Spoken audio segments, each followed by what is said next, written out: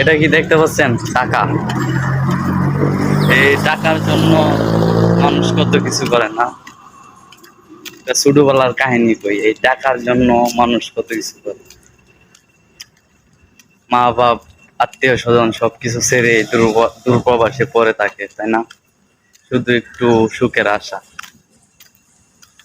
তো কত মানুষ কত কষ্টই করে, আপনারা তো জানেনই। প্রবাসে যারা আছে তারা অনেক কষ্ট করে।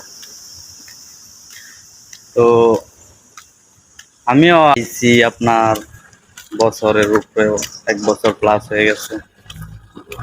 তো মনে করেন যে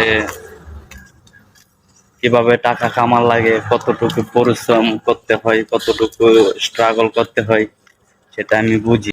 তো দেখতেই পাচ্ছেন আমি 10 টাকা নিয়েছিলাম, 5 টাকা কিছু কিনছি আর কি। তো এই যে বলছিলাম না, প্রবাস জীবন বলতে কি, বন্ধু বান্ধব, আগে কত সময় নষ্ট করছি একসাথে, বন্ধু বান্ধব মিলে কত ঘোরাফেরা করছি। তো এই সময়টা এখন আর নাই।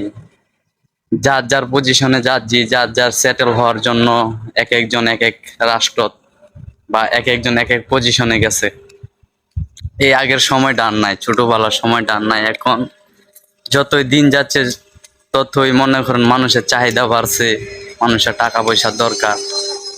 তো এটাই আর কি, যে সবার তো আর মনে করেন যে সবকিছু দেওয়া হয় না। মানুষের লাইফে বাঁচতে খাইতে গেলে মনে করেন টাকাই প্রয়োজন। আল্লাহ হাফেজ, সবাই ভালো থাকবেন। পরবর্তীতে ভিডিও নিয়ে আসার চেষ্টা করব।